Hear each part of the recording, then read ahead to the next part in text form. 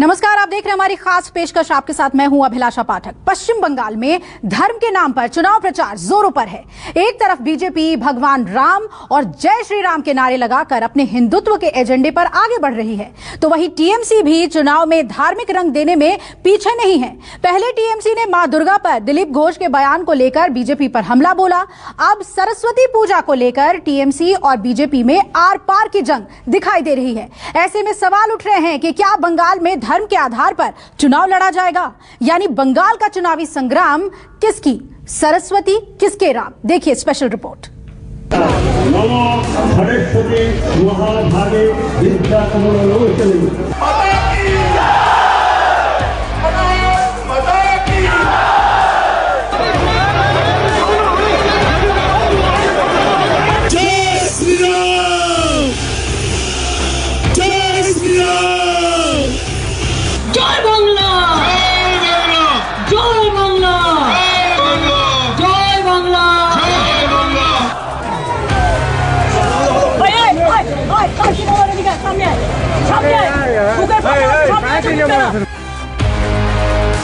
दूध मांगो तो खीर देंगे, बंगाल मांगो तो चीड़ देंगे।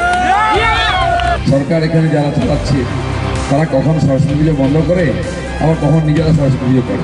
মহিষাসুর বধ মনে আছে তো? হ্যাঁ, এবার দিল্লির মহিষাসুরগুলোকেও আচ্ছা করে বধ করা হবে। बंगाल की जंग भीषण, श्री राम सरस्वती पर। मैं आपको वादा कराता हूँ, चुनाव समाप्त होते हुए ममता दीदी भी जय श्री राम बोलती हो जाएगी, आप चिंता मत करिए। जय श्री राम पर ममता गिरी, बंगाल में सरस्वती पर सरगर्मी। दीदी ऐसे बहुत अच्छा है, सच्चा बात करेगा, लेकिन दीदी को टकराएगा तो चूर चूर हो जाएगा। दुर्गा पर टीएमसी का ऊंचा सुर, बंगाल चुनाव में महिषासुर। মহিষাসুর বধ মনে আছে তো? হ্যাঁ, এবার দিল্লির মহিষাসুরগুলোকেও আচ্ছা করে বধ করা হবে। सियासत का धार्मिक रंग, कौन जीतेगा बंगाल की जंग।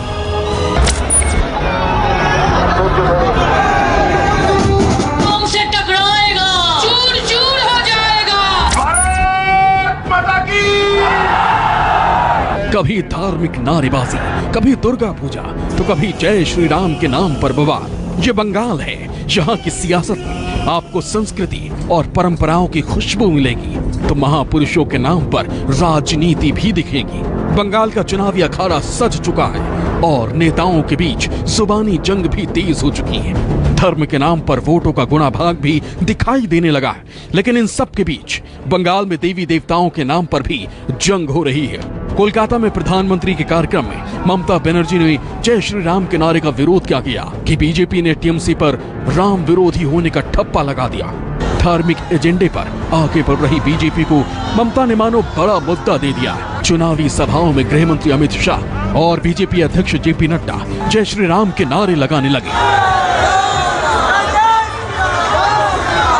उधर राम के नाम पर बैकफुट पर चल रही टीएमसी को अचानक संजीवनी मिल गई। ममता की पार्टी दुर्गा और सरस्वती की पूजा के नाम पर फ्रंट फुट पर खेलती हुई दिखाई देने लगी। पश्चिम बंगाल की चुनावी जंग इस बार धर्म का तड़का लग चुका है। बीजेपी टीएमसी को जहां जय श्री राम के नारे पे घेर रही है, तो वहीं पश्चिम बंगाल की मुख्यमंत्री ममता बनर्जी की पार्टी बीजेपी को सरस्वती और दुर्गा के नाम पर घेरने की कोशिश कर रही है। टीएमसी ने इस बार बंगाल के चप्पे चप्पे पर सरस्वती पूजा के पंडाल लगाए, कई जगह तो झांकी भी निकाली गई। यानी टीएमसी ने सरस्वती पूजा के जरिए तुष्टीकरण की छवि से बाहर निकलने की पूरी कोशिश की।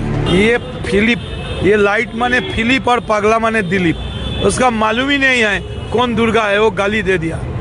बीजेपी को एक बात हम कहने चाहते हैं, धर्म पूरे मुझे मत सिखाओ, खेला कैसा किया जाएगा तुम लोग को हम लोग सिखा देंगे।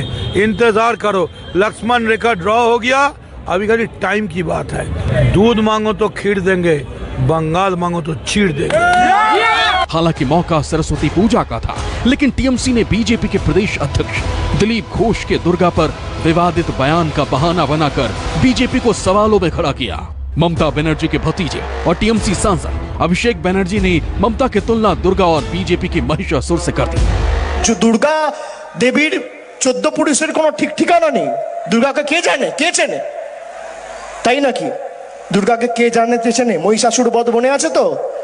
হ্যাঁ, এবার দিল্লির মহিষাসুরগুলোকেও আচ্ছা করে বধ করা হবে। दरअसल एक प्रोग्राम में बंगाल बीजेपी के अध्यक्ष दिलीप घोष ने दुर्गा पर बयान क्या दिया, सियासी दंगल शुरू हो गया। बाद में दिलीप घोष अपने बयान पर सफाई देते हुए दिखाई दिए। তারা কখন সরস্বতী পুজো বন্ধ করে, আবার কখন নিজেরা সরস্বতী পুজো করে। সরস্বতী পুজো বন্ধ করে দিয়ে পাপ করেছিলেন, তারা প্রায়শ্চিত্ত করার দিন এসে গেছে। लेकिन अब तक बहुत देर हो चुकी थी।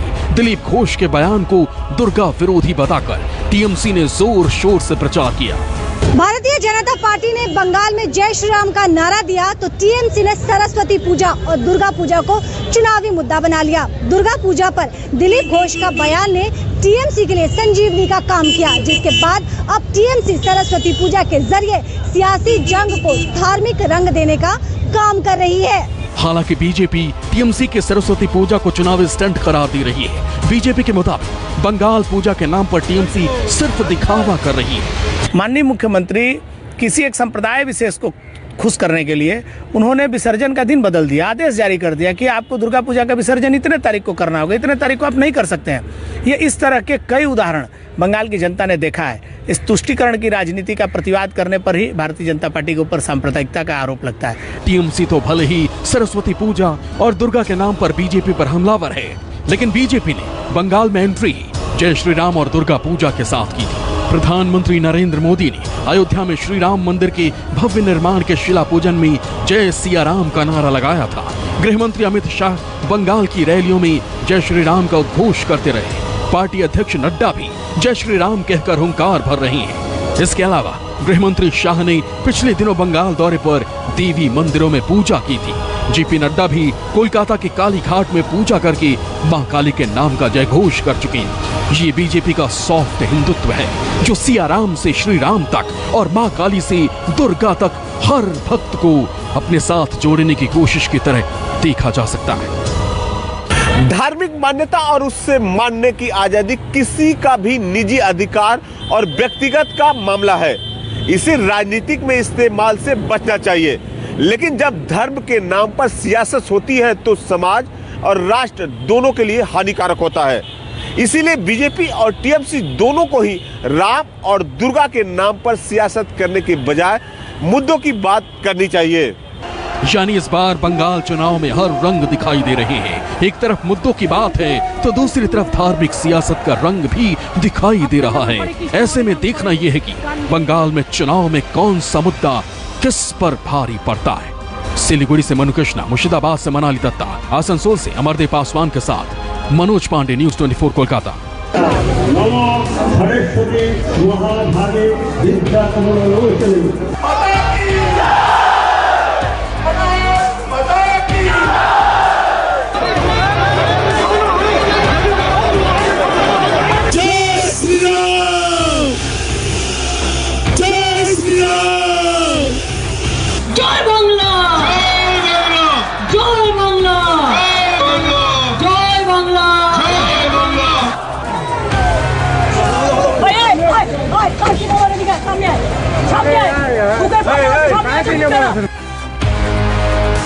दूध मांगो तो खीर देंगे, बंगाल मांगो तो चीड़ देंगे।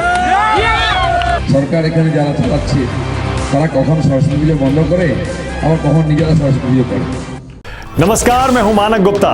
अगर आपको हमारा ये वीडियो पसंद आया हो तो इसे लाइक और शेयर जरूर करें, और हाँ, हमें सब्सक्राइब और फॉलो करना ना भूलें ताकि आप देश और दुनिया की कोई खबर मिस ना करें। तो जुड़े रहिए हमारे साथ और देखते रहिए न्यूज़ 24।